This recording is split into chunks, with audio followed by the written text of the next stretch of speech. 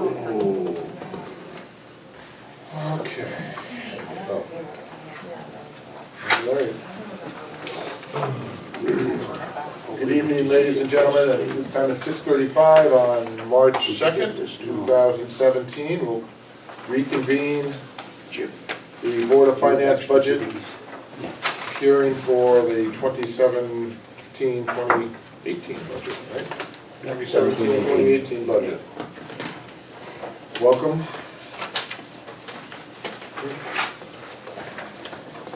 Depending upon the thoughts of the members of the board, my inclination would be to discuss education operations first. We do have some members of that organization here tonight, and that way they can get home at a reasonable hour rather than listen to us wade through the city department. As I think most of you know, tonight is a working session. We do not actually vote this evening, but we will go through the budget and get a sense from the members as to whether they have any questions or concerns or comments, and so that when we have our final meeting next week, we'll be able to act and adopt the budget. Any members have any thoughts on education operations first? Any objections? If not, we will proceed to education operations. I don't have the page number. Page 94. It is a lump sum appropriation. We had our budget meeting presentation with the Board of Ed about 2 weeks ago, I think, tonight. So if any members have any questions, comments on education operations, I open the floor at this time. Mr. Chair, not to interrupt, but this really pertains to the entire Milford budget, both city side and education side. As you know, since this budget was adopted by the Board of Ed, and since I proposed my budget at the end of January, the state's budget proposal, the governor's proposal, has come out since then, and Milford got the wrong end of the proposal. We are facing approximately $11 million impact. I think that will be significantly different at the end of the legislative session, but I've had meetings with our Board of Ed folks, our public school folks, both Jim Riccitelli and Dr. Fieser, and we are looking at how we can handle this impact, how we will address it. I've talked to our department heads, and we are coming up with alternative suggestions. At this point, though, it's just too early on to be able to find specific cuts without knowing how much of an impact we're going to be faced with come mid-May when the Board of Aldermen has to adopt the final budget. So, with that as the backdrop, viewing this budget through that lens, really uncertainty until the state gives us more firm figures. We will make some recommendations as we go forward, but there is a little bit of uncertainty at this point. Thank you, Mr. Bannon, for that perspective and update. I do think that hopefully we won't have to face this, but if there are significant decreases in state funding, then presumably that would require the city and the Board of Ed to look at more structural cuts rather than simply trimming something here or there. I would assume that's a direction you may be heading in down the road. Yeah, absolutely. Hopefully not, but perhaps. So we are coming up with budget alternatives, things that may have to be implemented if these draconian cuts do come our way. Excuse me, Thank you. Clerk Estimator, will there be any updates for next week's vote? I don't think so. Certainly, we're not going to get any clearer picture from the state by next week. Hopefully, when the Appropriations Committee adopts their budget, I think JF deadline is approximately a month away. So we do have some time. It will be before the Board of Aldermen, but not before your board makes its final recommendation. Now, is there a consensus there will be a cut? I think there's a cut. Even the budget proposal that I gave you in the end of January anticipates a cut from state funding. It doesn't anticipate $11 million cut. Right. Even in the Board of Education budget was anticipated cut of the state? Well, Was it? the budget that Peter and I came up with, taking into account the Board of Education's, there is That's, approximately, is that your contingency plan? that's part But of the current budget we have in front of us, though, there were cuts anticipated in that budget, not really, no? This book here. Well, this is a loss of revenue and the possibility that Right. the state may charge municipalities, all 169 municipalities, Right, to pay a portion of the teacher's retirement pension. that's right. So there would be some amount on the expenditure side and then the possibility of a loss on the revenue side. But again, a lot of that is speculative because the legislature is just getting into the weeds with their budget deliberations. Okay, their $11 million that they're talking about, is that including the contribution to the teachers that's in that 11 million?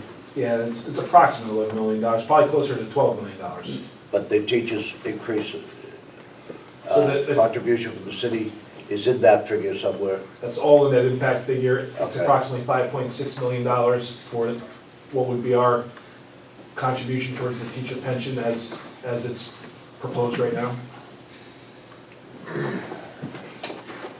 So it's basically two components, it's approximately 5.6 million of an expenditure that we would need to make, combined with fewer funds flowing toward the city from the state.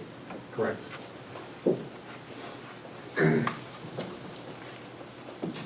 Now, we, from what I understood, there's no definitive answer until probably around September, right?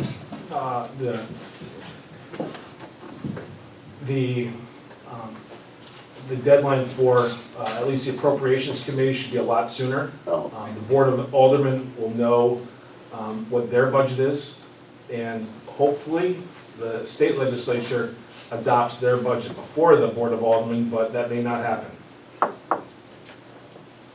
so what was that September 9th date? What did I read on that? I mean, If they didn't get into an agreement and everything else, they could go delay it to that point in time? I guess there's a possibility that the budget did not get adopted within the regular session, and there'd have to be special sessions after that, but Is that a statutory thing they have to have it done before? The date? We're statutory, right? we're statutory, just the fact that we have to have our taxes mailed out, our tax bills mailed out, so that folks can pay towards a July 1st start of the new fiscal year. That really is what's controlling us. Mhm. From the state, there is a session date where the General Assembly recesses, sine die. But again, if they don't get their budget done, the mechanism is to call them for a special session. Right.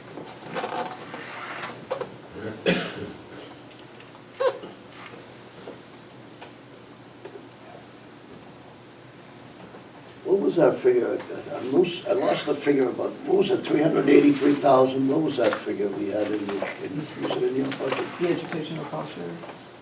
Was that? It's approximately $11 million. But No, the No. 383. That was cut this year, you mean, right now? That was cut right in this fiscal year, Jeff. That's the educational. Oh, that's it. This fiscal year, yeah, Okay. they cut it, yeah, by 383.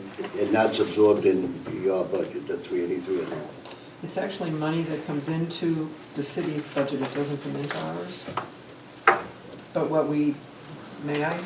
Yes, Sure. please. So, the Absolutely, yeah. mayor, spoke with us and asked us, would we please, kind of roll up our sleeves and see if we could come up with monies, when our budget cycle ends, which would be June, to help offset.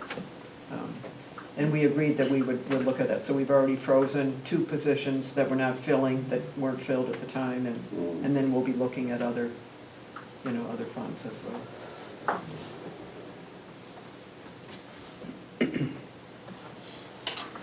Okay.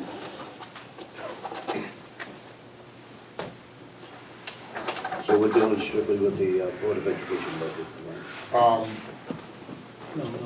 What? Well, At this point, I think we can just limit our discussion to the Board of Education. Any comments on that Right. particular side? Or any questions? I'm not sure if there's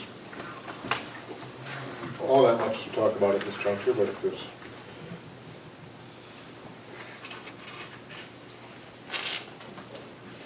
I don't have my papers from last year on your introduction of the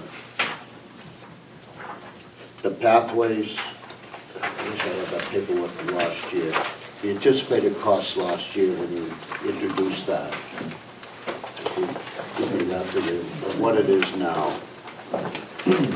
So What do we last anticipate year, for the this year? pathways, I think it was like $4,000. It was very, very minimal. Right, that's that introduction. Now what is it gonna be in the budget for this year? For this next year, it's 23,400, and that's for the robotics kits at the middle Oh, right. school.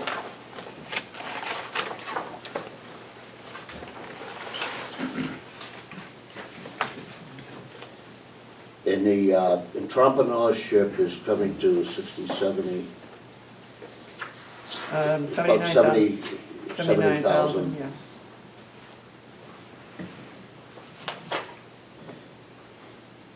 Is that a minimum figure, or do you think it could go higher than that?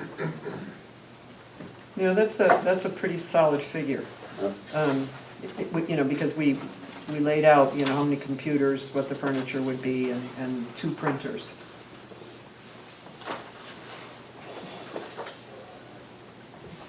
Jim, did you talk to the police department about the SRO, the other half of the SRO?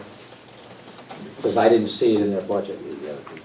Correct, yeah, we, at the time we put our budget together, Yeah. the city budget wasn't ready yet. And so when our board asked us to meet with the mayor, and at that time, his budget wasn't, it was too early in that budget cycle for the city. So Okay. we included it in ours, knowing that if it wasn't included in the city, that probably would be removed like it was last year. And the truancy officer is gonna be half-time, and he's just gonna check on residency and, Jeff, do you want to touch on that? and numerable absences from school. Correct, and Jeff's the Correct. expert on that one, so. In essence, we're seeing a significant need for the residency piece. And as we said in the last meeting, that there's some potential savings there, depending upon which students, all students in essence, if they're not living in Milford. There could either be a minimal cost or a significant cost, depending upon the services to that student. At this time, we have active, I think, 13 cases right now, and we currently use a private investigator. I believe last year the amount for the private investigator was $21,000. And there's an issue with the fact that they're not basically a board employee.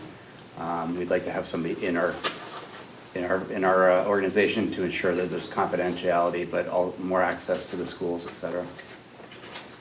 Has that investigator found anyone that was living outside the city? Yes. Oh, did? To this point, we've successfully had 10 students leave the district and go to their home districts. And we are estimating the savings for those students at this point of approximately $600,000. Okay, very good.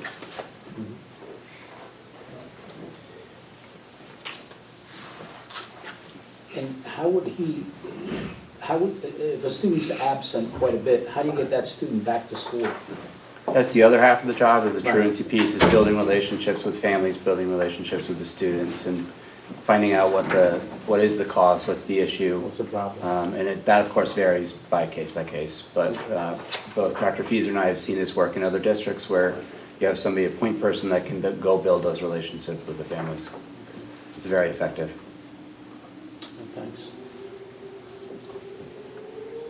Salary negotiations, are they all done for teachers and everybody, administrators, everybody? We have, in the 17-18, the only group that will be impacted in the 17-18 that we don't know about yet is negotiations with the paraprofessionals union. We've already completed negotiations with the teachers, and that's built into the wages for the teachers, correct? Do you know what that total figure was for the increase over the years 16, 17, 17, 18, roughly? The Those increase, salaries? it's, I didn't pull it's it out. impossible to attribute a single number to what the increase was, because the overall increase was 3.1%. Right. But that includes step increase for, there's 15, or there's 13 steps. And so it includes 13 step increases for everyone, every teacher that's not on top step.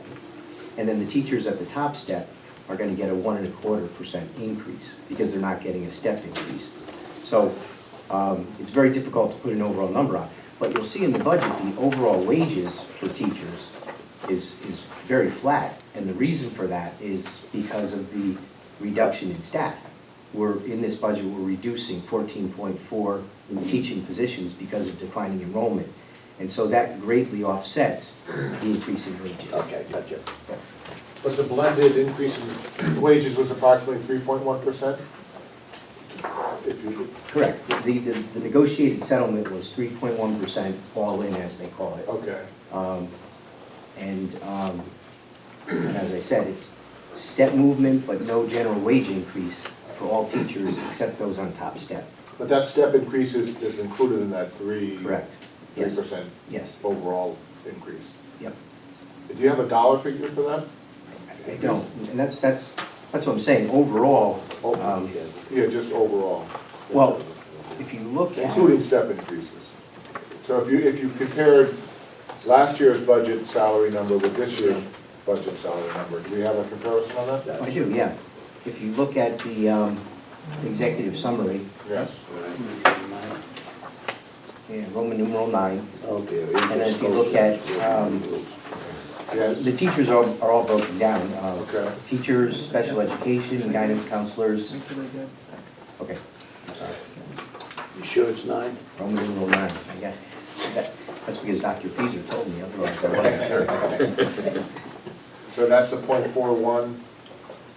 Correct. Where are you seeing the point? The total salary? Lower right-hand corner. Way down the bottom. Well, that's all salaries. Right. The first block is certified salaries. So that's Okay. administrators and teachers. And that's actually a small decrease. Correct, Okay. overall. The overall. All salary increases are Just about $250,000. correct. And how many employees do you have, roughly? About Being 1,000? certified, Just overall, about 1,100? about 1,100. So with 1,100 employees, you've only increased the salary by $250,000. Correct. If you look at Roman numeral 15, that gives you the breakdown of full-time employees. Then we have lots of, seasonal temporary coaches, things like that, that are not included in this list. But those are total full-time staff positions. Sorry, what page is that? Roman numeral 50. 15. Next to Okay. So that's your staff, okay.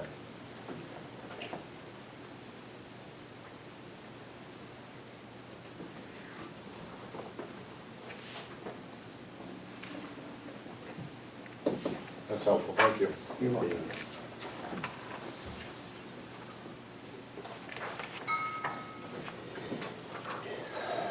Nowhere do you indicate, how do I want to put this? Anticipated retirements, I know you have any ballpark figure on that. I know they don't have to tell you such date and da-da-da-da-da-da. But most businesses, you've got a general idea what's coming up. We average over time 18 teaching retirements per year. Okay, One year, we had 28. The Right, following year, okay. we had 8. But overall, it pretty much holds true to about 18 per year. but these 14 that we're talking about here are not part of that anticipated group. Those are definite cut, Correct. okay. Due solely to declining enrollment. Right. But if you had 18 cut, we have 14, we're coming up with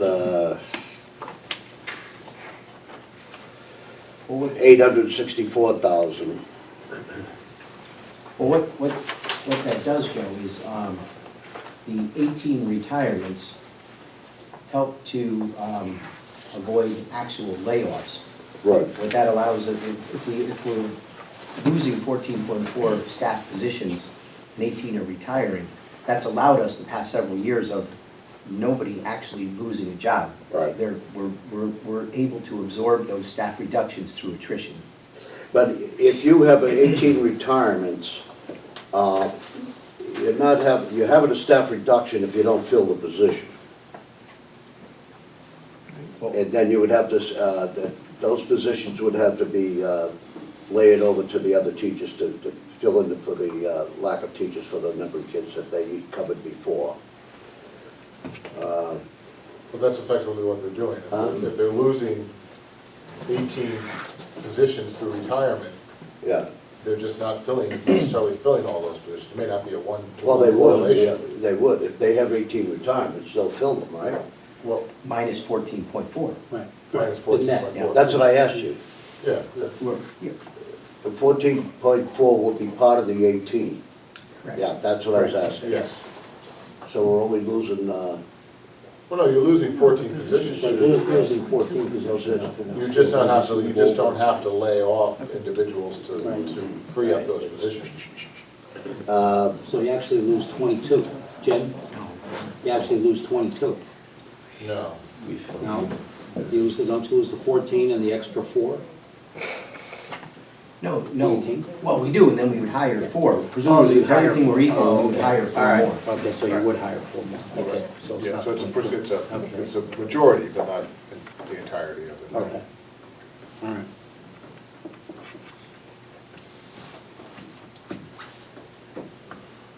what about administrators? What do we have going down, any? No. Is that 16? Let me see this.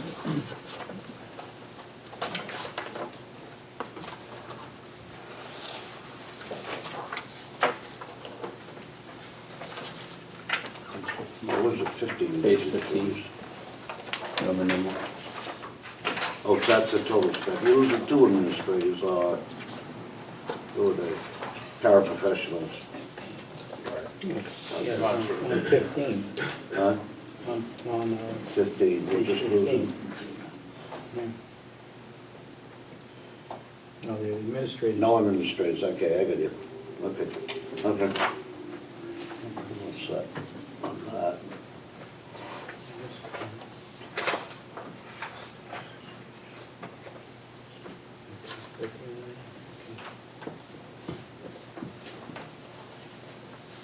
Jim, how many administrators? Oh, there's 33 administrators? Okay.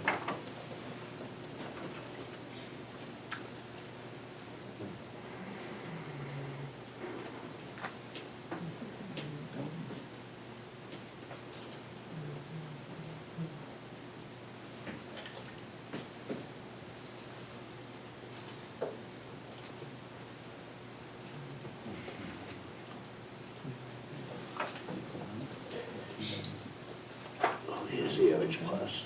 So the average class size is coming out about 2022, is that it? I'm sorry? The average class size running about 2023? Anywhere in that area?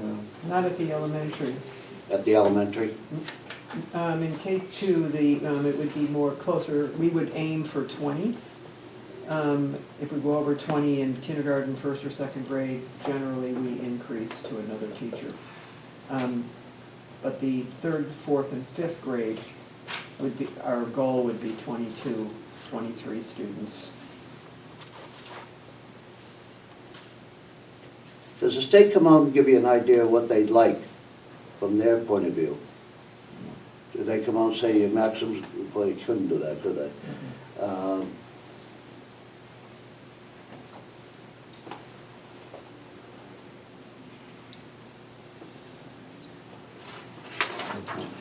But at this point, it's fair to say, it looks like you have 2 classes for each grade in each elementary school with a few exceptions here and there, but on average, it's two classes per grade, basically, 2 to 3, correct? 2 to 3, Right, that's with the declining enrollment. right. What was the projected enrollment for next year, the decline, you have that, I forgot what page it was on. 14. Roman numeral 14, and 14? the current enrollment is 5881, and the projection for next year is 5698. Oh, right, I got you, thank you. It's almost,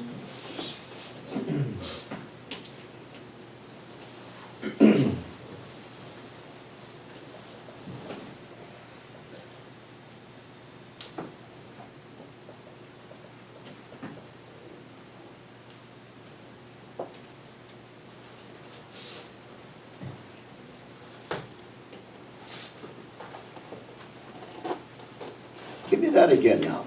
Say you were anticipating 18 retirements, right? Say you have the 18 on the books, they're gonna come in and say, I'm going.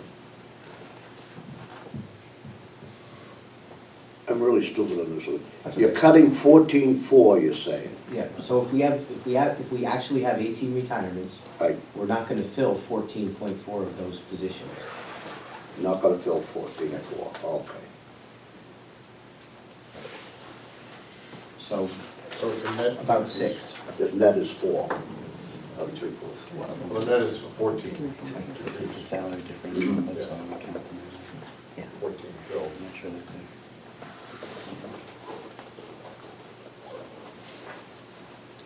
As you can figure, what I'm looking at is, I would rather have some cut now, I'm anticipating a cut period through the whole budget process.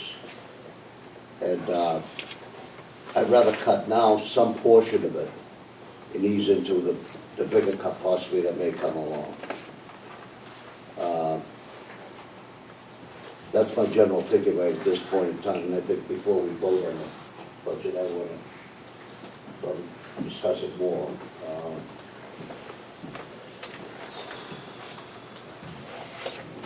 Well, we're not voting tonight, we'll have an opportunity to discuss it. Discuss it a little bit further. I think that's why I want to leave it for me for now. Okay. Well, that's fair enough. All right? How about that, Joe? yeah, takes the Board of Aldermen has to vote 2/3 to increase our budget. Yes. Okay. But they're always in better shape than we are, ever. Yeah, you sit there and laugh. Thanks a lot. You let us do all the work.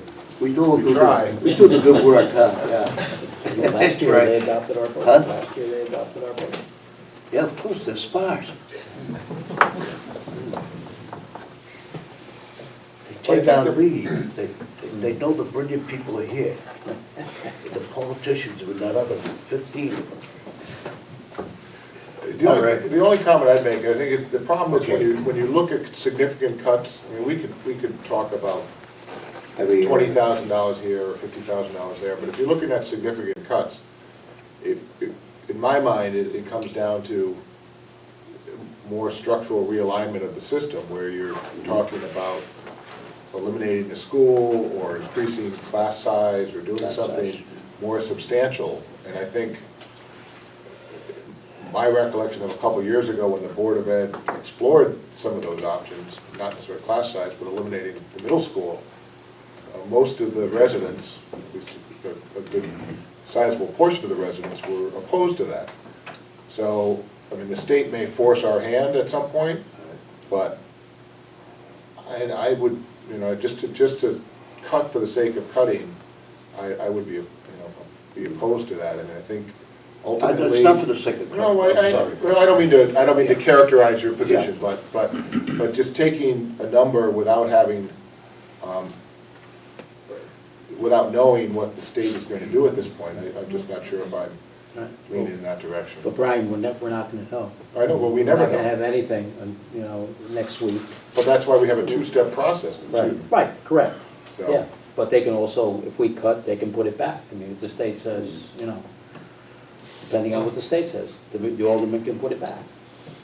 They have the power to do that. Just as a perspective, Milford is certainly taking a big hit, but we are not unique. Out of 169 towns and municipalities, that got affected by the governor's budget. 28 improved by the governor's budget, and then 141 took some kind of hit by the governor's budget. So there are boards of finance and legislative bodies all across the state of Connecticut that are in a very, very similar position to you. Absent clairvoyance or absent a more definitive view by the Appropriations Committee another month, we are at a loss, at this point at least, how much of an impact the state budget will have. One thing I do want to make a point about is the Board of Education came in with a very, very conservative number. I think the most conservative number they ever have, 0.79, less than 1%. That's an outlier if you look across the state of Connecticut.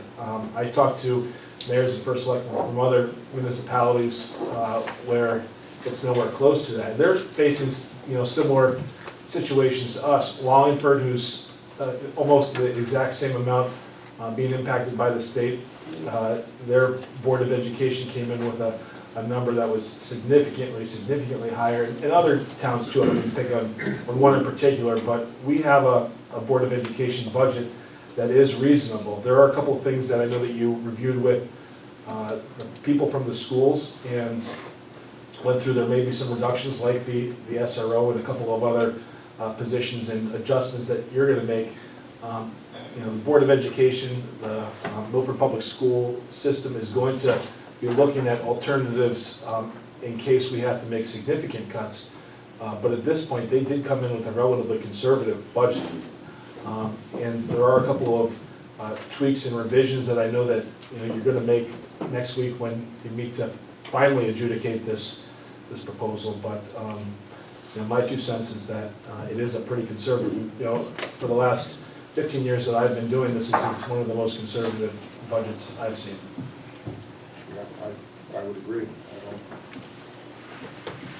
Okay, anything further from any members? No, I'm done. Okay, at this point, we'll move on to the city budget. Thank you for coming out. Thank you. See you next week. Tomorrow night. The hockey game? Yeah. Hockey, who are they playing? Dartmouth. Could be the last season, Joe. Not the last season. Not at Yale. They just built 2 brand new colleges. Enjoy. All right. See ya. Take care, good seeing you. Yeah, I was sitting there at the game. Jeff comes in with his wife. Wait a minute, I know that guy. Who's that guy? Yale game? He was the Yale game, yeah. Which one? Yale Yeah. Olympia? Oh, it might have been. It might have been. Yeah. Okay, well, it's been a year since we started this, but I think we start on page 14. Peter, does that sound right? Board of Aldermen? Okay. Well, I'm gonna move through it quickly, but if anyone has any comments, or if I miss a technical correction, stop me and we'll spend as much time on it as we need to. So, page 14, Board of Aldermen. Election 4112.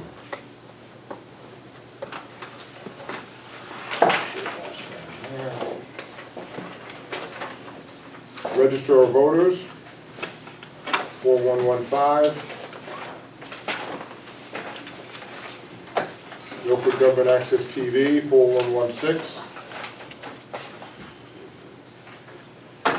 Mayor, 4121. I want the chairs, huh?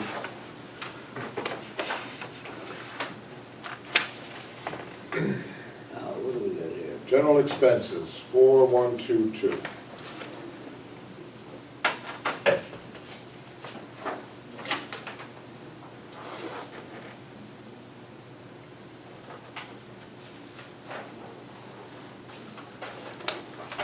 Generally a decrease because of the soccer, that account decreased because of the elimination of the soccer field rental. Community Development, 4123.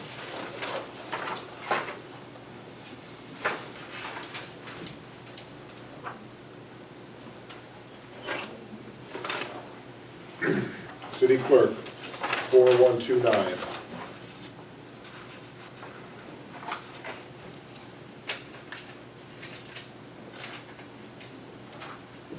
There's a jump on this.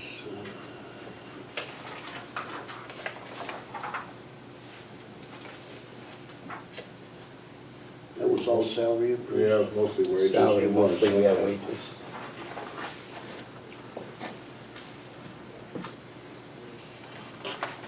Yeah. Law Department, 4131.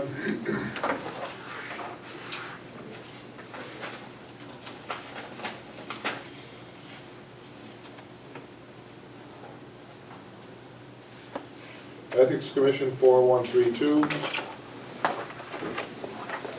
Probate Court, 4133. Board of Finance, 4141.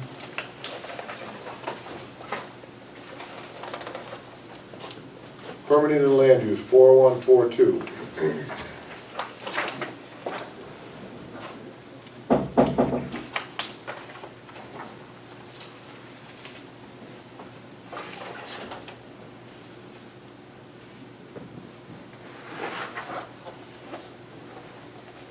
Just a general comment that I thought the land use director's informational handout was very helpful. Oh, yeah. On point. Did you get that? Yeah, I did, Appreciate that. I was here. Oh, that's right. Yeah. 41, Just for that, Brian, he Yeah. was indicating that Clerk A is actually a DPW receptionist, but that didn't change her status at all, right? I think she's the step one clerk A, 24. She is a greeter slash Right. facilitator It's a clerk. clerk, yeah. Yeah. There was no change in No change. position. Well, that was a new position from last year's budget, right? We added it last year. A year ago, yep. Year ago, okay. Excuse me. 4143, Board of Assessment Appeals.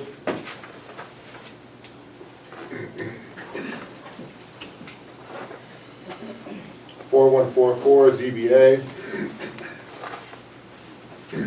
4145 Pension Board. 4146 Flood and Erosion Board. 4147 Tree Commission. 4151 Civil Service Commission. 4153 Parks, Beach and Recreation Commission.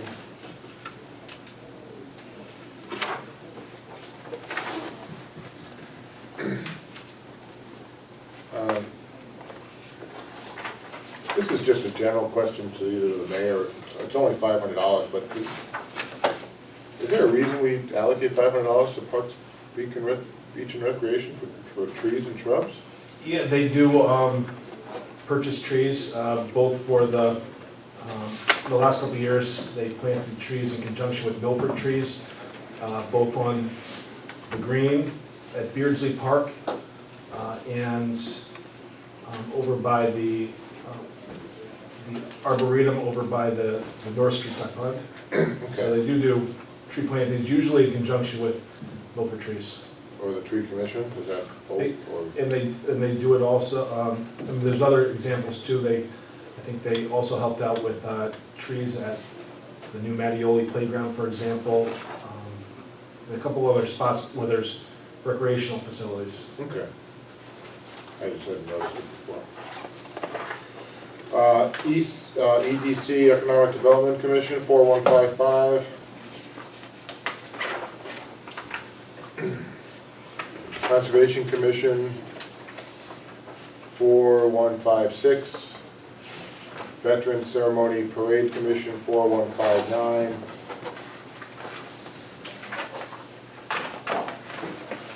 Housing Code Board of Appeals, 4160.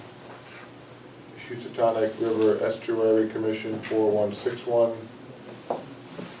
4162, open space. Now, the open space comes out of the 76 account, did I get that right? Not No. anymore.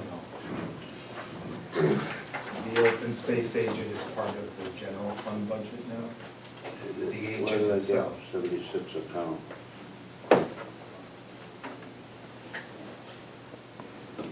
He used to be paid out of the Fund 40 account, actually, open space. Funds, right. Open space fund.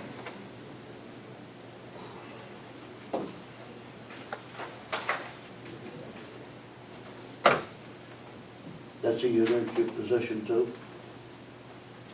It is a non-representative. Non-rep, okay. Non-rep. Public Library 4193.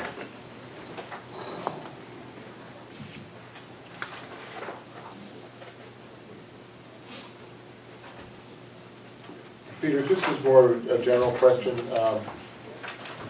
Came up a little bit during police, but as far as bargaining unit negotiations, what units are still outstanding? Police, obviously, Police, fire, and nurses. nurses, and most of the other departments are Most taken of care the of? others. There are some, dispatchers are still open. Fire has a TA, but hasn't been ratified yet. Okay.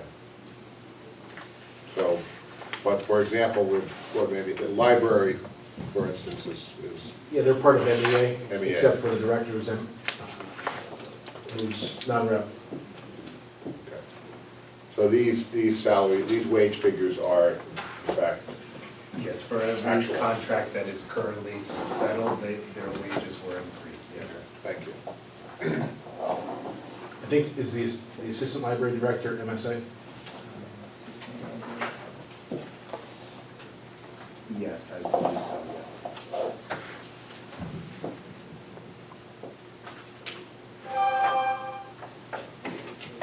Four two one zero, Finance Department.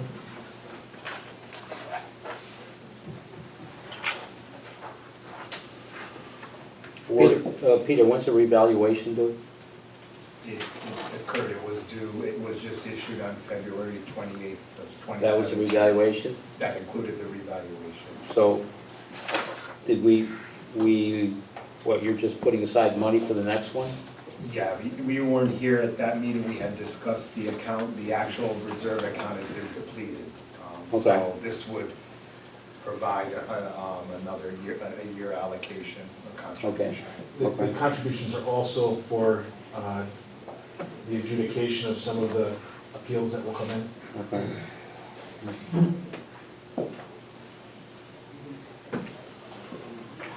And I have a note there, what was a, excuse me, server, 12,500 server, what was that? Why did I put that note there? Can't remember what it was. That was the note, we had an emergency in which the server had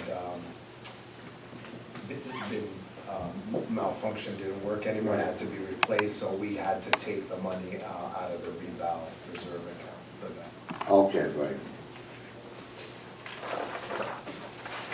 MIS 4215.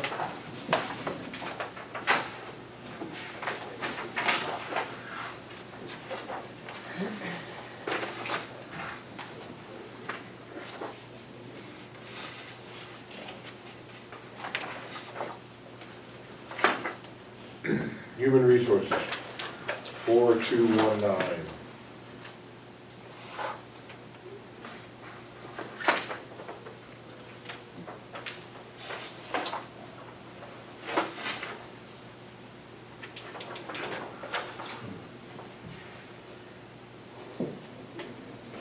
Police Department 4310.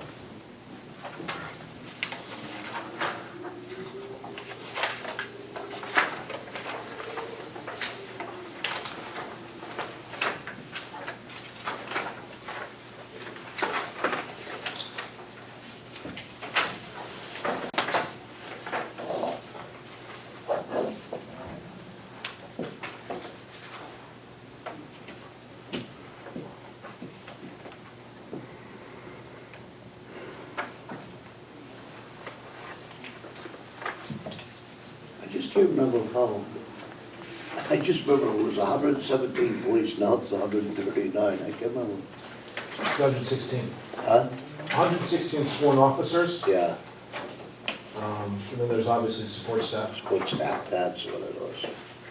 How many are sworn Keep in officers? mind that we added the fire dispatchers into police as well. That's what it was. I So knew that this, was also- I looked at this figure and I said, it's a lot more people than I remember. Okay. It's 116 officers, sworn officers, approximately?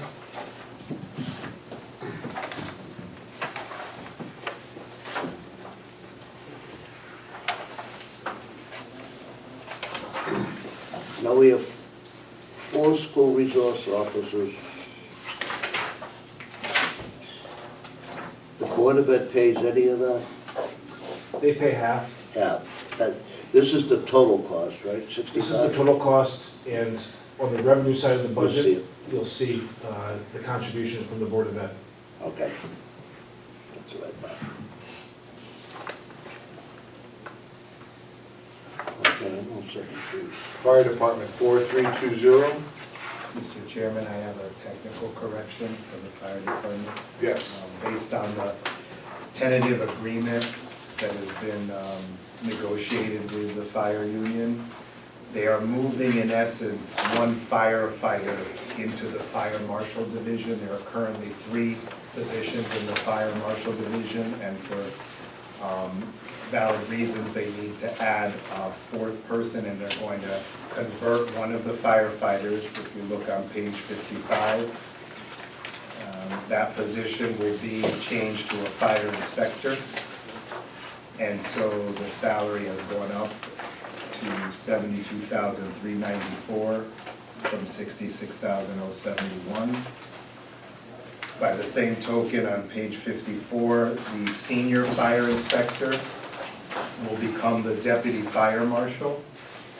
And that salary will also be increased from $80,398 to $87,908. It's close to a $14,000 increase in regular wages. No new positions added, but 14,000, close to a 14,000 increase in wages and a small increase in 1/5 fiscal week, as you see on page 51. Is that brought up to us at that time? I don't remember that. Yeah. This was part of the negotiations with the fire union, and I don't want to get into all the details because the contract has not been finalized or voted upon, so. Okay. But this wage number, regular wage number, that does not account for the contract that's under consideration at this point? No, the projected wage increase Right. is estimated and in the benefit salary reserve account. Okay, On the other side of the budget. all right, thank you.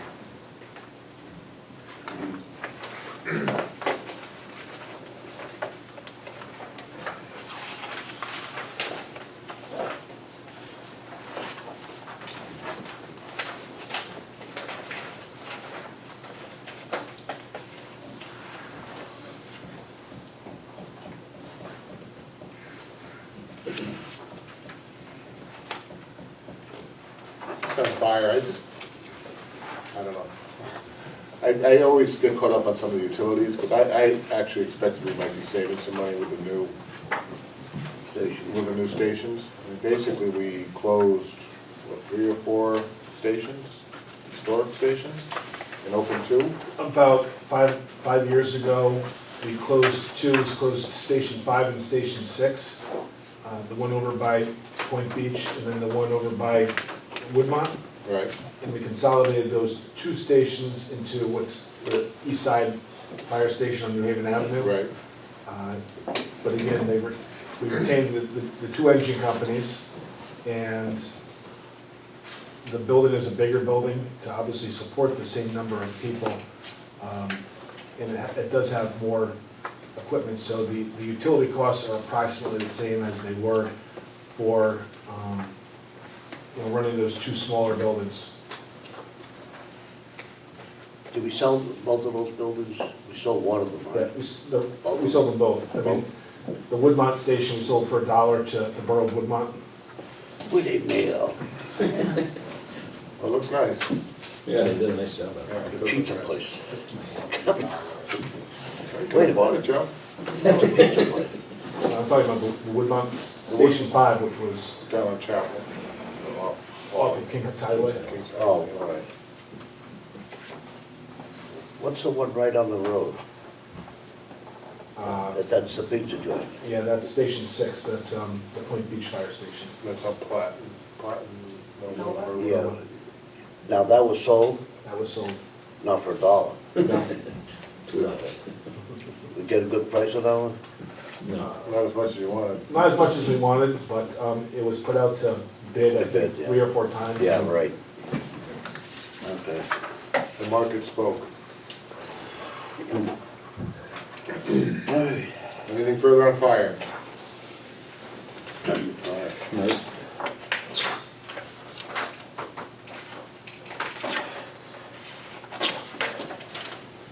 Emergency management, 4331.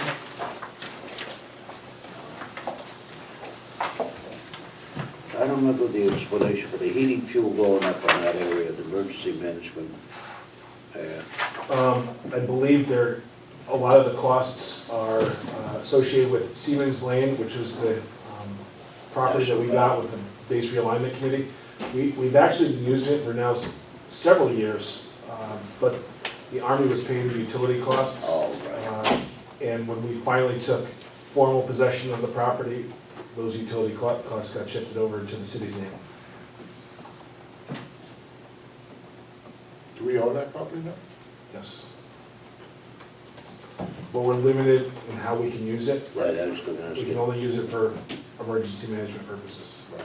The fire department, I mean, the police department's using it for some time too, were they not? They use it for some stuff. They use, I think police department stores, emergency equipment there, Yeah. trailers, things of that nature. Animal control, 4340.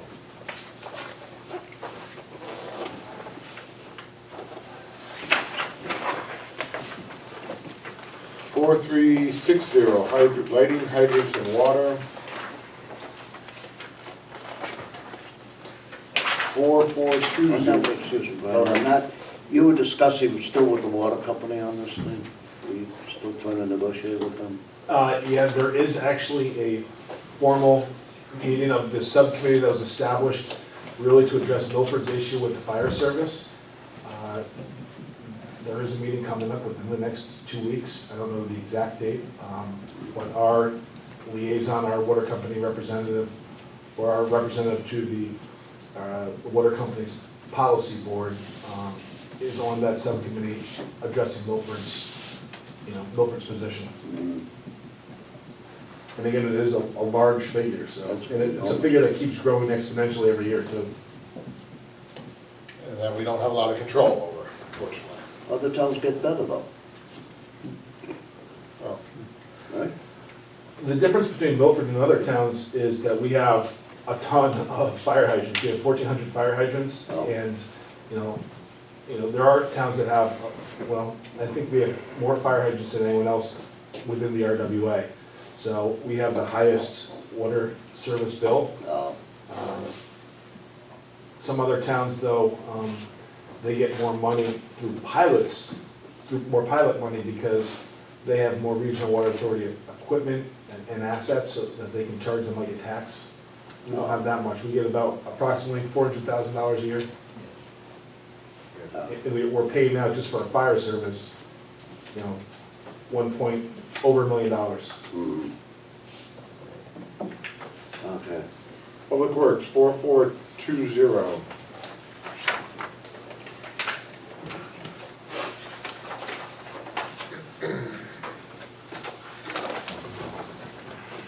Highway Parks, 4421.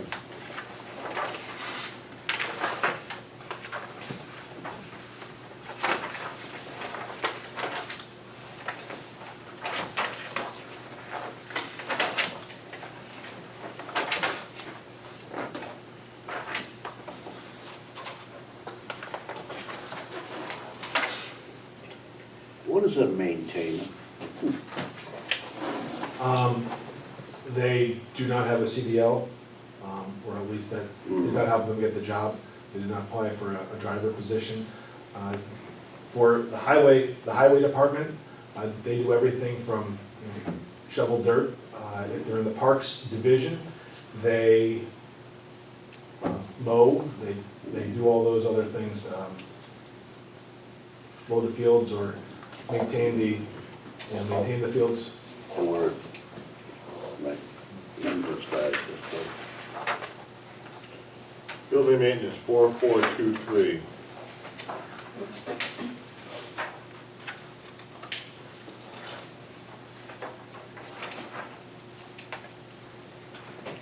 it just says that put information, the Board of Education don't have employees in this area, right?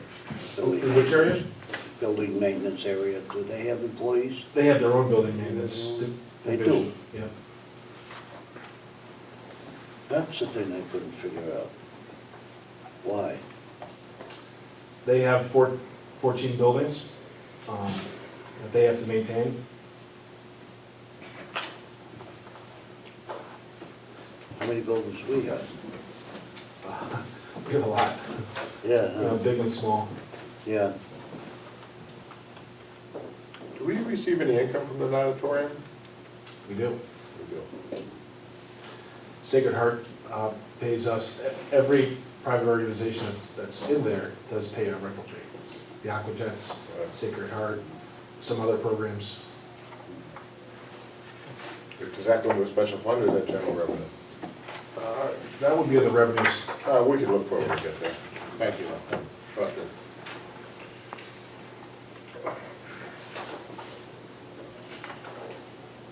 Now, the custodians in this building take care of the Board of Education Now, they, offices, or they have their own people doing that? and if you walk the halls, you'll see, and this is exactly true, you walk the halls, the pink tiles on the top of the halls, those are areas that are designated Board of Ed, and the blue on the top of the walls is the city side of the building, so it's not exact anymore, but at one time, the Board of Ed custodians maintained only the pink hallways, and the city side custodians maintained the blue hallways. That's a little bit different these days because some offices have shifted. Yeah, I remember, no, that's not a story for publication, okay. So I guess it's 14 and a half buildings that the Board of Ed maintains, because Parsons is also a building that the Board of Ed maintains half. Have a custodian? Okay. Okay, engineering, 4424.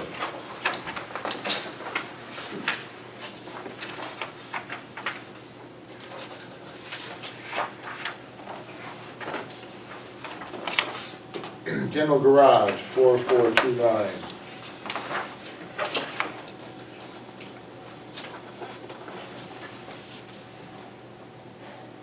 What was the GPS of the maintenance equipment, Mayor? Why did they have the GPS? That was under the 4978 there, page 74. That is a new management tool that we just installed within the last 3 months. So it's a brand new cost associated with, the service for that GPS.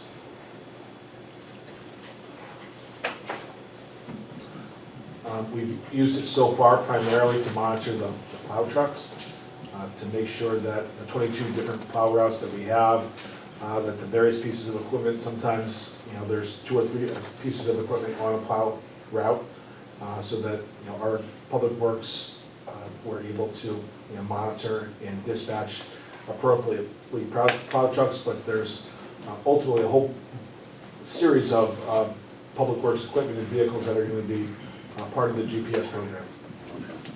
It's, again, accountability, making sure that people are where they're supposed to be. It's a management tool.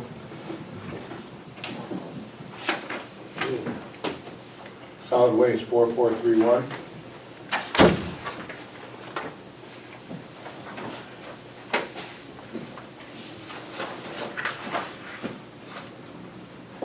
Under the solid waste, we're still taking the waste to Bridgeport, to the trash to energy, we're doing that? Yes, Wheelabrator, the plant in Bridgeport. We are part of a consortium.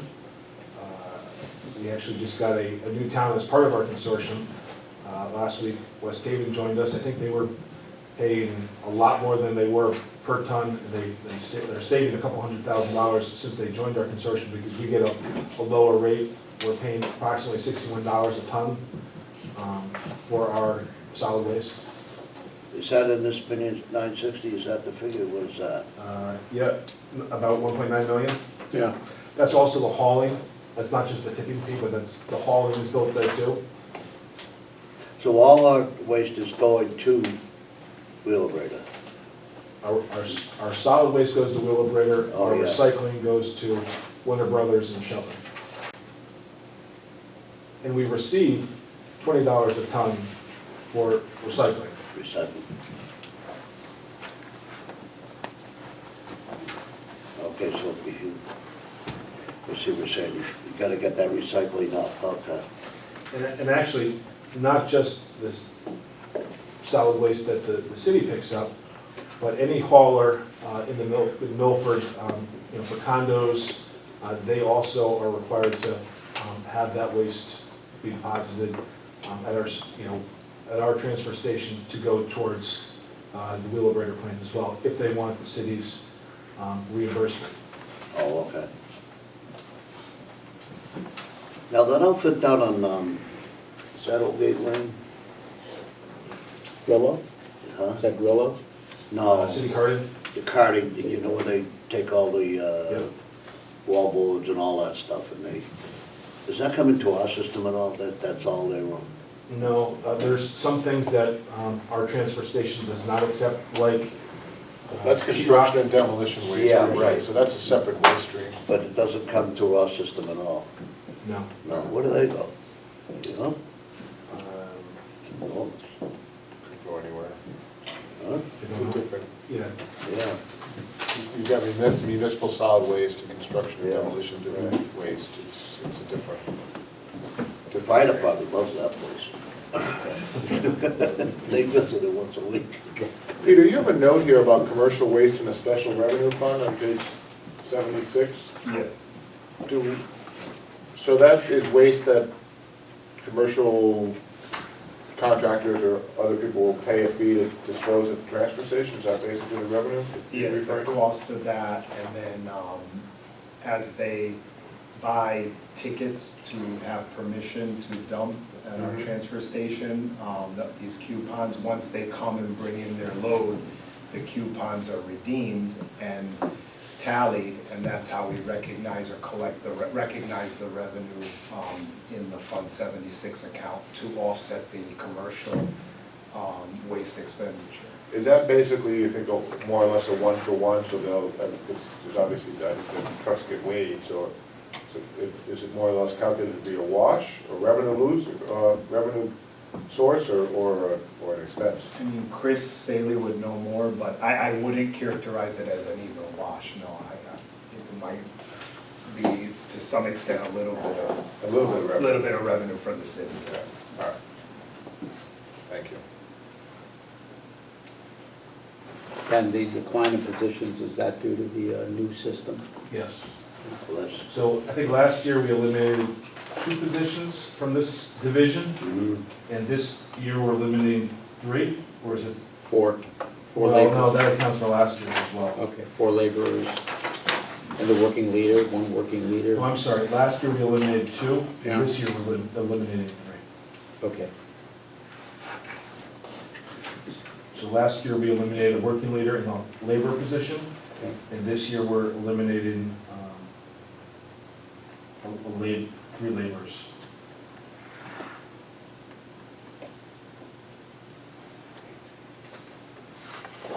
are we anticipating more in that area Uh, after they've more Yes, trained? through attrition.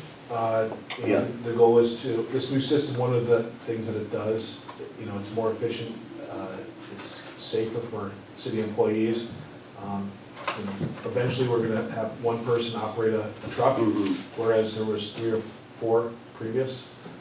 Right now, we generally have 2 people in the truck for the first probably 6 months of the operation, just because we have to educate residents to make sure that they're placing their toters in the right place and make sure that they have the lids closed and have the right type of materials in the toter. So there is an educational component that, the second person within the truck helps out with. The lids have to be closed? Yes? Don't come up my area on a windy day. You ever see it? I The lids can, come right Well, up. again, there's never a reasonableness factor, obviously you Yeah, I can't know. control the wind and. You should be. It'll Yeah, I cost was extra. wondering about that, I said, Joe, it'll cost extra to do that. huh? It'll cost extra to do that, so. Or are you talking about when the toter places it back at the curb No, before. before? And we ask residents, obviously, if it's raining, we don't want water in Yeah, right. the toter because that adds to our cost and the weight of the load. So we Yeah, want it to right. be as tight as possible. But can they remember to put the lid back down? Because I hate bringing the water into the garage. Unfortunately, I don't think the mechanism does that. Does it, doesn't? Yeah, No, you gotta dump the it water. washes out your bed. it's not my job. What do you think I got married? No, it's your wife's job. Oh, okay, Public debt service, 4503. okay.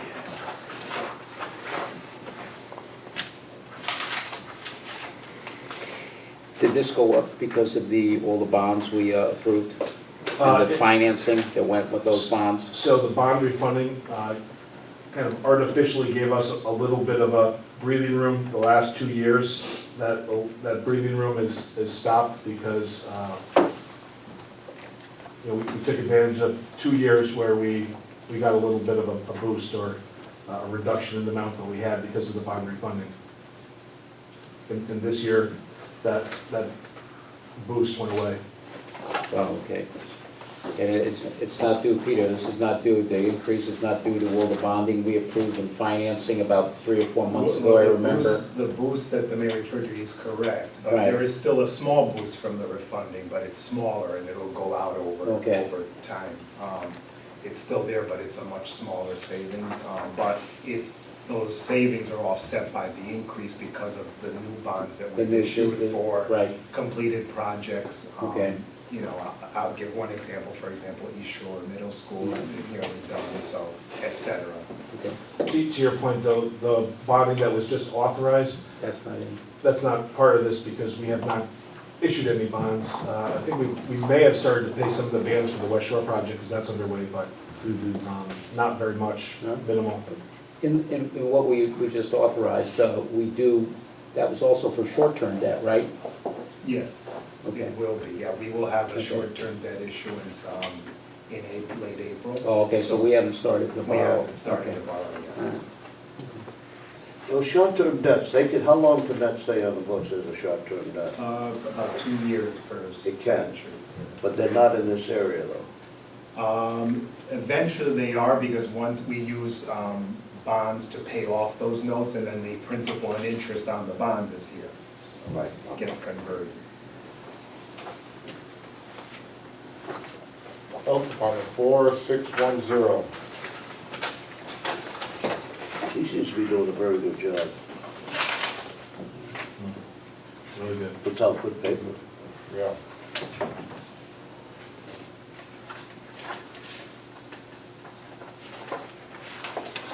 And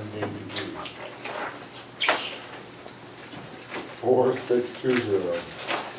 Recreation Department.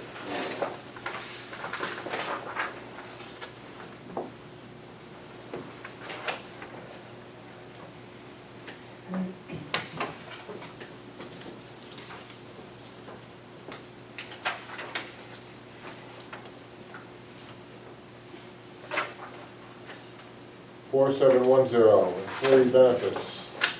Mr. Chairman, I have one technical correction in employee benefits. Yes. It's a reduction in 4221919 self-insurance contribution, a reduction of $64,279. And the revised amount is $11,557,207. And the reason for that is we have been in negotiations with Anthem. As the mayor and I mentioned earlier, there was a significant increase. There's always an increase usually in stop loss premium, but this year we got hit hard with a nearly 50% or close to 54% increase. And in the mayor's budget, we had negotiated with Anthem several times to bring that down. We did one last final push, and we finally reached the meeting point, and they reduced it further down.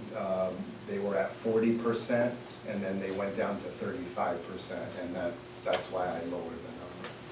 That's one of the big cost drivers that I talked about in the budget message. Again, over the last 5 years, Anthem has actually taken on the chin. We have self-insurance for the first $100,000, and then after that, Anthem's excess coverage does cover all additional claims. We've benefited over the last 5 years, but this big hit all at once was a lot. So Peter did a great job. Our insurance consultants did a great job. We did meet. I met with Peter and the insurance consultants and the head of Anthem for Connecticut, and we did push it down to a point where it's still painful, but not as painful as they were initially proposing. Good. Is this out to bid or not? Anthem, for the excess coverage, yeah, we went out to bid for the excess coverage about 3 to 4 years ago.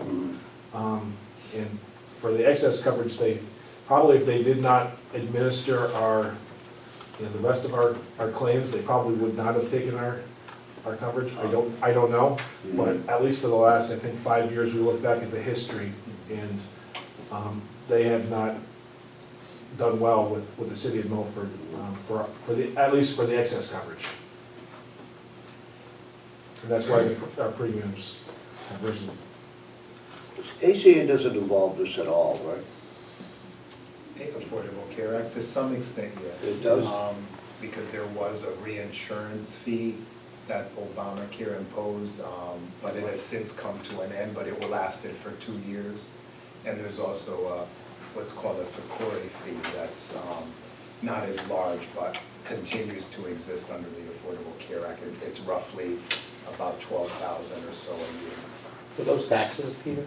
They're like tax, yes, in Yeah. essence, they're like tax. Yeah, that's what yes. it's tax. Yeah, it's to fund the initiatives that Right, the federal government wants. The to do. subsidy. The subsidy, yeah. right, okay. The big thing that cities and towns were bracing for 2018 was the Cadillac tax, and for Oh, good, yeah. for good, for bad, that's not being implemented as it was initially scheduled. So time will tell whether or not something like that or similar to that will be brought in, but at this point, no. That's right. See, again, you do well for your employees, it just does not make sense. Insurance and bonds, 4720. Claims and refunds, 4740. Do we have, how many do we have on hypertension now? I think that's hard to say. No, they have, don't know what they're paying out now. How many employees under that? Are retired? Yeah, I don't have the exact number, but we know what it is. Yeah. We don't have a lot though, do we? Well, it depends how you Yeah. define a lot. There No, are a number of of employees though. Yeah, there are a number that are being claimed, but you have to keep in mind too that there are potential settlements, if you will, for a handful of people that we try to reflect in this number, but Okay. we can't always budget for the full. Okay. So There are very few present employees that would still be eligible for this. It really is retirees that's have a claim, where it still comes out of this account. Again, there was a cutoff, October 1st, 1996. You had to be on the job for police or fire prior to that date in order to be eligible for the rebuttable presumption that is hypertension. So only police and fire that were on the job prior to that date are eligible. That's 20. So this will run out someday, Okay. Yes. someday. Okay. I don't think any of us will be on the board. No. All right. I won't. You might be, Joe. Thanks. Lauren will be. Laura, yeah, good job. All right. 4790, benefit salary reserve.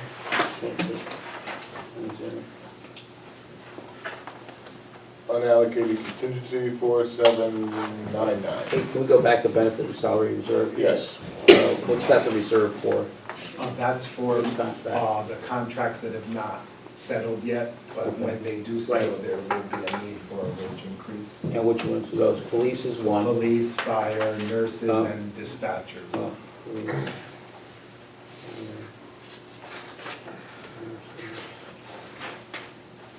Now, the one we just approved, the transfer, last meeting, Yes. Monday.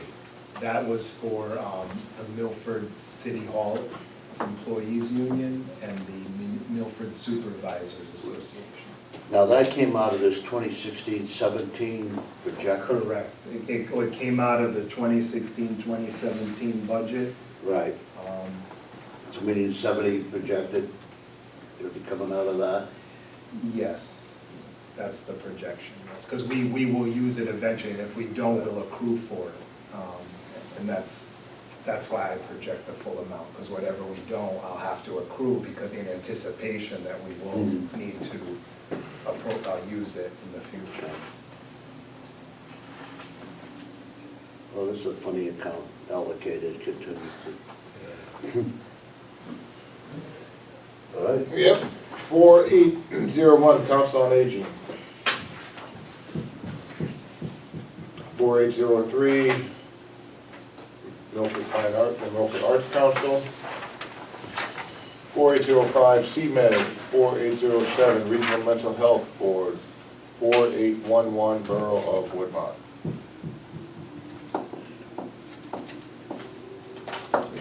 I'd like to cut that back to 230. I don't like these people. I can't help it. I still don't have So the a, 5 is just to send a message? yep. Until we see bids coming in from Malaco and other people. Oh, he does a wonderful job. Well, Mike Smith, he has great trucks too. Yeah. But we never get a bid from Mike Smith. You've been in business. Yeah. You never do anything without a You bid. get it, did ya? Okay. Transit Authority, 4812. Bridges, 4813. So, then you increased it?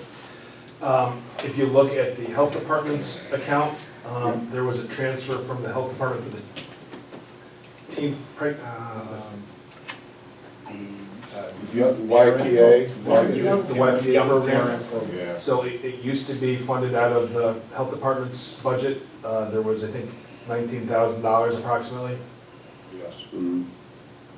And now it's in Bridges because they used to be housed out of, they used to be a part of the Milford Health Department or a grant-funded agency under the health department that was housed within the hospital. Then they moved their entire operation and their administration over to Bridges. So they're now really a part or a subsidy of Bridges, so we're giving the same grant amount that we always have. So it's approximately $19,000, $20,000. Did we take it out of health? We took it out of health. Okay. Veterans Grade, 4815. Just a second on this. No, sure. I see the Boys Village. Do we do anything with Boys Village in our budgets? They're expanding their whole, it's in the paper today. It was, There's not a line item in the budget, but we coordinate them on projects, and I know that the state does give them a lot of grants, and our state delegation has helped, with a lot of grants, including the present grant that they have for new construction. Now, they're gonna go right up to 12th grade? The paper said. Now, is our Board of Education involved with them at all? No? They're gonna be teaching right in the premises? They have a self-contained school Right. on their property. Right, In terms of the population that goes into the school system, I'll have to get back to you on that. yeah, I'm wondering, because when I saw that, they're going up right up to the 12th grade. And I'm wondering, do any of those students, reducing our student population, I guess is what I'm saying. I wouldn't say reducing, because a lot of the residents there are from other locations. Right. Obviously, some are probably from Milford, but Mhm. they come and then they establish Oh, right. residency on that property. I'll have to get you some better information from the Board of Ed, Bill. Yeah. Because when I saw that, I said, In the past, there has been, some students right. that were in our schools. Mhm. Not that I'm against the whole system, it's a tremendous system up there. They're gonna house 16 more kids or something. And There's a lot of the children that are in the state foster program. Right, right. And they're gonna have a special for boys alone. Mostly abused children, boys, yeah. Quite a thing. Okay, thank you. Veterans grade 4815. Milford Flotilla 4816. 4817 Human Services Department. 4818 Historic District. 4819 Milford Progress. 4820 Historic District 2. 4821 Health Services. 4822 Cemetery Association. 4825 Bethel. 4826 Boys and Girls Club. 4827 Literacy Volunteers. Just a second, on the Boys and Girls Club, I can't understand, I forgot what was the increase of 15,000, do you remember what it was, I forgot what it was. Well, they have increased, their services and their organizational, the students they serve, the students or kids that they serve, exponentially.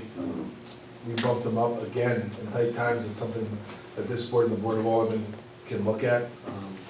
But, I did increase them based on the scope of what they offered. That they offered so much, and also that they do receive more federal grants based on how much local support that they get. So each dollar is compounded.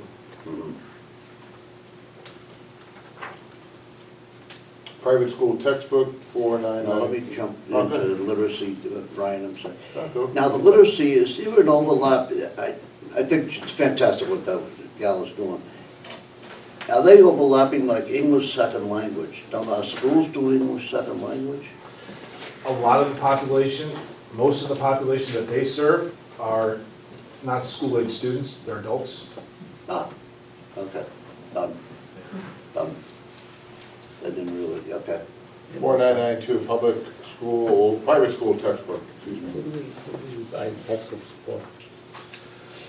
This came out of the state statute, so this is the private school St. Mary's at this point. Okay. It used to be St. Mary's and St. Gabe's and St. Anne's at one point. Right. And the state statute says we have to purchase textbooks I for them forget. or contribute to them. It doesn't, I don't think it's as prescriptive as that, but it sets a formula, and I forget, I can look up and find out what the formula is. I don't think it's a prescriptive formula, but Okay. Okay, but it is a state statute, okay. 4828 Milford Preservation Commission. 4993 education audit fees. 4994 school debt. Just, 4995. Ryan, on that one. Now, the school debt, is that including the West Shore? Is it the West Shore we just approved? no, because we have not issued any bonds That's yet. right. Yeah. maybe for the For the The first, engineering- the engineering. the engineering and the architectural fees. Peter, this is kind of a silly question, but our bonds are, they're fixed rate, interest rate bonds, right? As far as what we pay? On And each coupon, yes, coupon. each CUSIP, yeah, is fixed. I but- realize each issuance might have a different rate of interest. but Yeah, that over particular over issue- the 20-year period, it's not like it's the same rate for each of the 20 years, Right. but it'll be the same for each of the 12 months, each year. So over the, It can vary, like, one year, the interest rate could be 3%, and the next year could be 3.25. Another year it could be, 4. is that to equalize the payments or something, or? To some extent, yes, and also, I guess that it's a way that they, value and sell the bonds. Yeah. All right. We'd have to bring in, Right, yeah. bond counsel, the financial advisor, explain it in more detail, but, that's how it works. But in theory, if we never issued another bond, our interest accounts would go down over time, because we would be entirely, Yes, yes. obviously that's not gonna happen, but Right. in theory. Told you it was a silly question. 4995, employee benefits, non-teaching. 4996, oh, That's right. go ahead. Now, on the non-teaching, the FICA, that's right, it's non-teachers, okay. No. Yep. Education operations, we started with that, if anybody wants to go on again, otherwise we'll deal with that next week. I did want to ask the mayor, Yeah. what kind of a cut did the governor come up with for that, for education? I mean, I saw the 10 million, was it 849, but I don't think that's, That's just our ECS number. Actually, that was $380,000 less than the ECS that we got last year, Right. because he did do a mid-year cut. So that was the education questionnaire. There was some increases, for example, special education. There was a new special education grant that was, approximately $2 million more than the excess cost special education grant that we got in previous years. Okay. So there's a couple of adjustments, but overall, it's about 11 or 12 million dollars. I expect it to go down. Education. The educational hit You didn't is keep one for 11, yourself. 12. Oh, I didn't keep one for I you? didn't have one. I Oh, heard some the okay. first time. Oh, maybe I gave you an extra. Yeah, that's a- There's, I'll get you a copy of, Maybe I did. I'll email you a copy of what we got from Okay. Oh, I the Office did, of Policy okay. Management in terms Oh, of the that they proposal. are. But Yes, I did. I'll give you a copy. Okay. Long day. You wanted to send it to me? I'll send it to everybody. Anything further on education operations? Peter, do you have a copy of that form that we got from OPM that spells out Milford's adjustments, both grant increases and decreases? Do you think we can make a copy for the board members, just so they have a? Yep. Have you got enough paper? Pardon me? Do you have enough paper? I do. What are you going digital?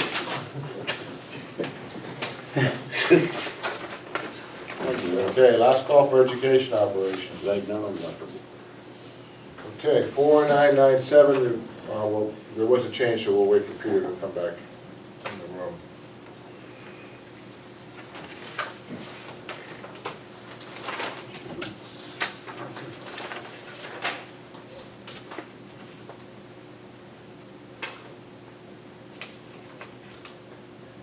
Well, This changed again based on the same rationale Same basis rationale. that the other, that the excess cost coverage that we have, we were able to reduce a little bit. Okay. Well, we'll go back if Peter wants to add anything, but education, health services, school nurse, 4998.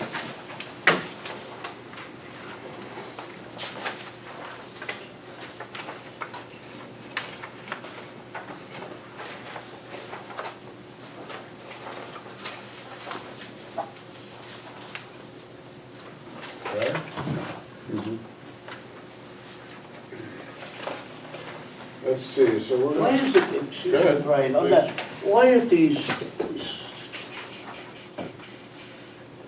where the school related, why isn't that under the school budget? In Milford, it never has been. Some communities do.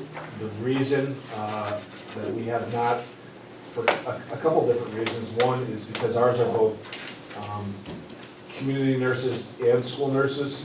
So, they do things in the community, they staff shelters, they administer flu vaccinations and other types of vaccinations. They're able to cross over and do community health as well as school nurse health. That's one of the reasons, but the better reason is probably just tradition. Yeah. Since the beginning of time, it's been in the city side of the budget as opposed to the Because school we side. should add that into what the school. If you look at the front of your book, it's grouped in costs associated with education. Oh, right, yeah. Page 13.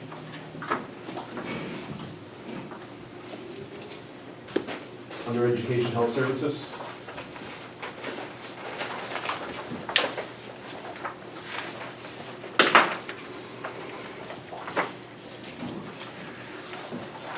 And it's also reported to the state as an expense towards education too, so it does appear Yeah, it in that does, category section under education. right.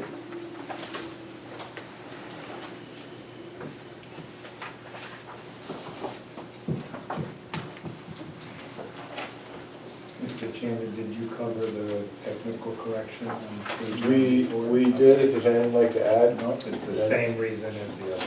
Yes, the mayor. Thank you. Sure, you all set?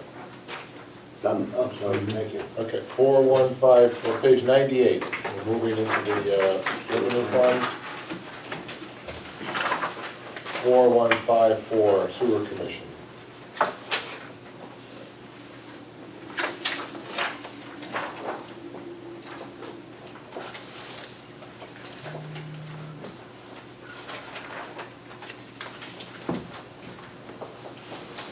Is 4426, that the nitrogen filter? no, it's gonna be in the, it's out there, it's under wastewater.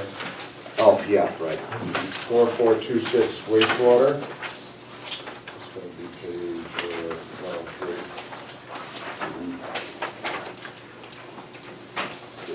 4426 wastewater. But good news, the nitrogen credits have been improving at least for the last 2 years, so. Right. We'll take it. They've done terrific work.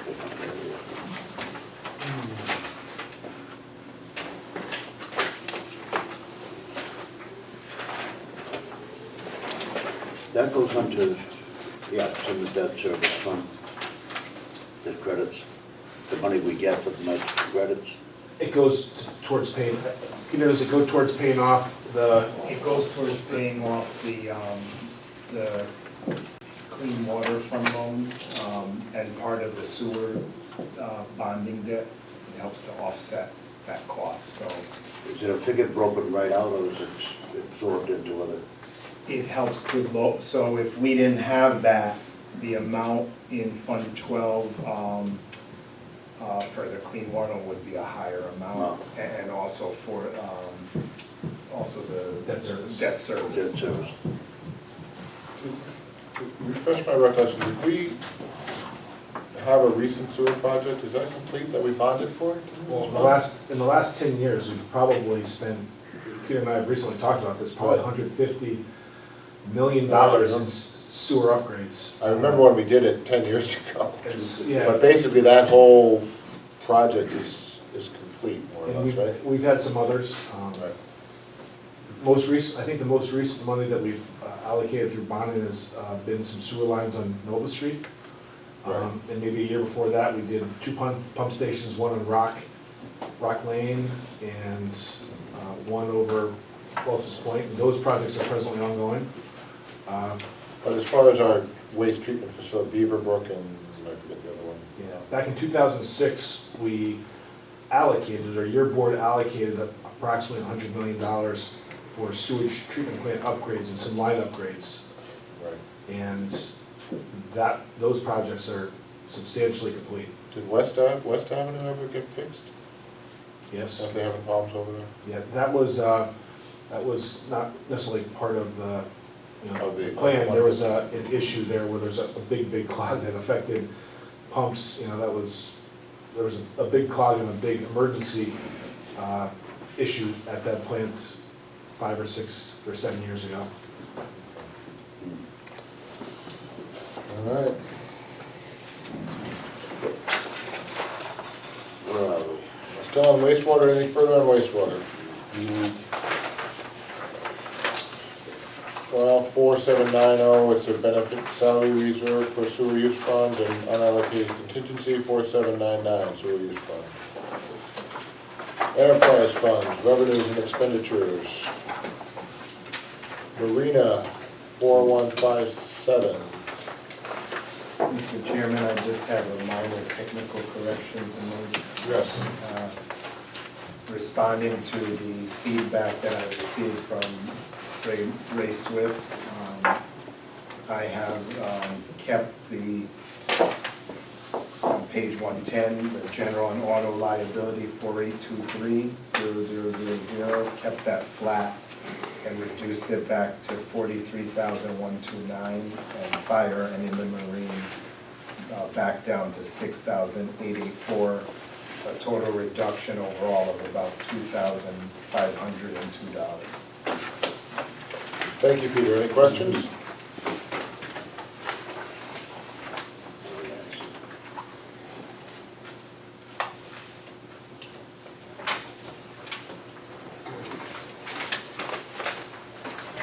Okay, golf course, 4121.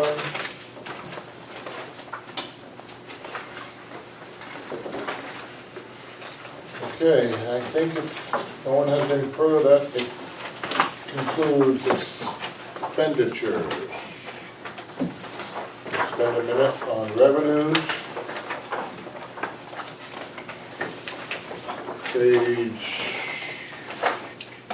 Page 4, thank you. General fund revenue, I think we'll just cover it all at once, so if anybody has any comments. Mr. Mayor, Chairman, Peter? I made three technical corrections, which the net result is a zero change. As the mayor said, we don't have any firm information from the state yet, and so it is difficult for me, at least, to make many changes in the revenue budget, not knowing which way it's going to go. With that said, I made some minor adjustments, which obviously could change once we go into the Board of Aldermen phase and once we get more information on the state budget. But what I did was basically reduce the education cost sharing to the current year figure to $10,849,101. We know, as the handout I just gave you, the governor has proposed it to go down to zero. But I'm leaving it in for now, but reducing it slightly by let's see what it is, $382,749, the current year reduction. Putting that reduction into the new year as a placeholder. 2 days ago, February 28th, our city assessor also formalized our grand list, so Peter, you do have an exact I grand do. list figure? I don't know if you want I to have. include that, or at least, That Give the board that grand list definitely helps the city and will help offset increases to the mill rate. The grand list is based on the revaluation along with adjustments. Hold on, okay, I'm sorry, what page, the grand list? I lost my place We here. go, it's not in the mayor's proposed, but I have a copy of last year's Board of Aldermen adopted budget. And the grand list at that time was $6,421,530,954. Could you repeat that again? 6,421,530,954. 954. And that was the 2015 grand list? Yes, October 1st, 2015, which was used for the fiscal year 17 budget. And you said we have the. from We the have assessor- the assessor, Daniel Thomas, has signed off on the grand list as of February 28th, 2017. And the net assessed value of the grand list as of October 1st, 2016 is $6,539,731,689. So it's 6,539,731,689. And that's an increase of approximately, what percent? Approximately $100 million. Yeah, Yeah. yeah. But if you look at the breakdown in more detail, that increase, it's really about 8% of, I'm sorry, homes pretty much stayed flat. Homes being like single-family residences stayed pretty much flat, less than a 1/3 of 1% adjustment there.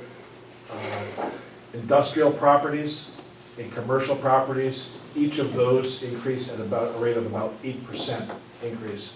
So our commercial and our industrial properties, there was a huge upswing. And to some extent, apartments, there was an uptick, but condos, there was a downtick in terms of the valuation.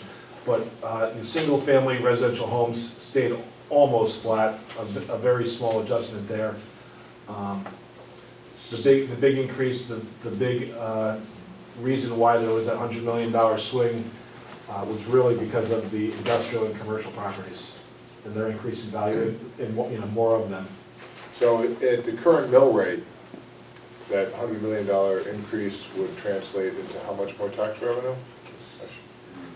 Approximately? 70% of $100 million. Well, 70%, so it's 70 million. And what's our mill rate, so? Who's that, the quick math? 28.27. 28.27. Well, you guys are the accountant, help me out. Calculator. I don't know how to use that. I don't know how to use I these. used to do, but, Well, I can figure it out. Yeah. We've got it, I've got it. Okay, so 8%. come on, Joseph. No, we want 70 million. No, Between 2 and 3, I think. 70 2 or 3 million. million? See if we can get rough, I'm just looking for a rough number. 70 million times 28.27. Yeah, that makes sense. Closer to 2 than 3. Closer to 2, yeah, because of, if it was 100 million, it'd be closer to 3. To 28.27. About 2, actually. 28.27. Okay. Well, I guess that's good news. 28.27. 7 And that figure pretty much does mirror parallel what we've seen over the last year in new construction. We had about $100 million in permitting just over the course of the last year, so, come out of our permitting departments. That's about $2 million. Yeah. Up to me. Yeah. $2 million. Don't tell the governor, huh? Cut that paper. He doesn't need to know that. That's right. That's what he's bragging about. Okay, what do we got? Well, we're in general fund revenue, Peter, is there anything like you? Yeah, and then to offset that ECS current year reduction figure, if you will, I increased I chose the state realty Pequot. Based on the history, I will use the governor's number for now, 377,139, so that went up by 77,139. And then the last account I changed was the 3658 property tax relief municipal revenue sharing, which is funded by the sales tax money. I increased that by 305,610 to 1,105,610. So the net result, like I said, is a net change of, it's a wash, but as we know, when we go into the Board of Aldermen deliberations, these numbers are subject to change. But the actual for that municipal revenue share last year, or this current year, is higher than that, right? Yes, we received 1.880 million, this current year, yes. Is the governor proposing any changes to that number? Yes, he's actually proposed to increase it more, but like I said, if we get more firm numbers from the legislature, as we go into the Board of Aldermen phase, perhaps I could adjust that Right. again. Okay. That's helpful. Anything further, Peter? No? Nothing further. Any members of the board? Mr. Mayor, anything?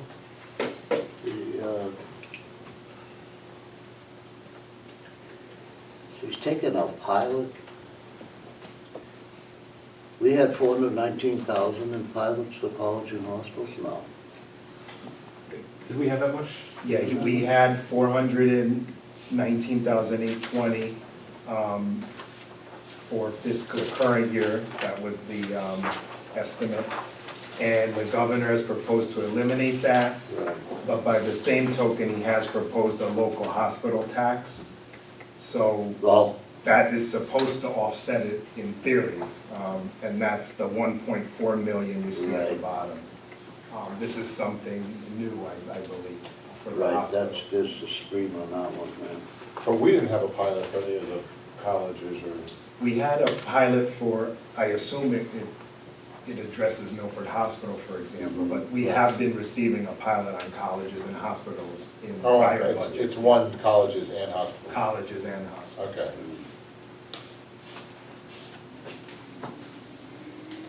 Wow. Peter, that reimbursement to the teachers' pension funds, is that a special that calculation, is that done for the specific city that has to pay it? No, well, it's done on the state side, but the governor has proposed that each city and town cover roughly 1/3 of the salaries, if you will, or the contribution. So it is calculated for each city? Yes. It's Okay. the state has calculated it for each city and town. And do we have to, let's say, put something put something else extra in for the cities that are not paying it, or is every city paying that? According to the way that the governor's proposed budget reads, the city would have to cut a check and pay the state this 5.5. But to your point, it affects all 169 towns. Yeah. So Okay, so everybody everybody, were responsible for their okay, share, or 1/3 share of their teacher retirements. okay, This was previously something that the state paid for. Right. And now they are proposing that cities and towns share in the contribution. okay. I just wanted to know if we were, let's say, paying for some other cities, No, I but don't. every city is paying their own, For this issue. right? That's because the state didn't fund it. Right. Right. They didn't have the money in the account where they should It's a have. liability that, is still on their books, and, they do have to contribute toward it each year, just like we have to contribute towards our pensions. Right. Theirs is less well-funded than ours, Yeah, but, Is it actually a true pension or is it an OPEB? it's a pension. It's the teacher's pension. All right. they used to have bonds for that, didn't they, at one time? Some towns like Stratford and Hamden have recently, their pension funds were so underfunded that they Right. actually issued pension bonds to boost up their pension accounts. Oh, right. I don't know if the state's ever done that. Let's hope not. I recall they did something to address the fund balance, the deficit, to boost the fund balance perhaps. But I recall something hearing from the treasurer. Do we bond at 5 million? I don't think we want to go there. No, I don't think so either, because that's every year, right? Stratford bond about Peter? $100 million. The grants That's a lot for of money. municipal projects are being, obviously, he's cutting that out. Yes. Were we depending on that money for any of the projects we've approved? We were depending on that money each year for either Town Aid Road, which is the use by default, or if we get a waiver for other types of city capital projects. And we have used it and gotten a waiver for a number of city projects. And we were hoping to get it again for the new year, as we have been for the past several years. For example, you asked about the GPS. Right. We used that money, we got a waiver, and we used that money for GPS devices for our public works vehicles. I think 2 years ago, even though or a year ago, even though we just installed them 3 months ago, I think a year ago, we actually applied to use that funding towards the GPS installation for the capital costs. You know, the body we just did for Chris for all the roads, the infrastructure, you know, the paving and everything else, was any of those projects, we're bonding for the whole thing, or were we expecting state money to help that? Yeah, we're still expecting some state money. Our paving is really broken up into 3 buckets of funding. The bonded money that we issue each year is 1 bucket. Town Aid Road, which is another grant, and the 3rd grant is the LoCIP grant. We don't have to use the money for LoCIP towards paving, but traditionally in Milford we have. That was one of those grants that we had a portion, about $350,000 cut mid-year. So we had $382,000 cut mid-year for ECS, and then about $350,000 cut for our LoCIP grant this year. But we get usually 2 installments of the LoCIP grant each year. Okay. All right. All right, we have our,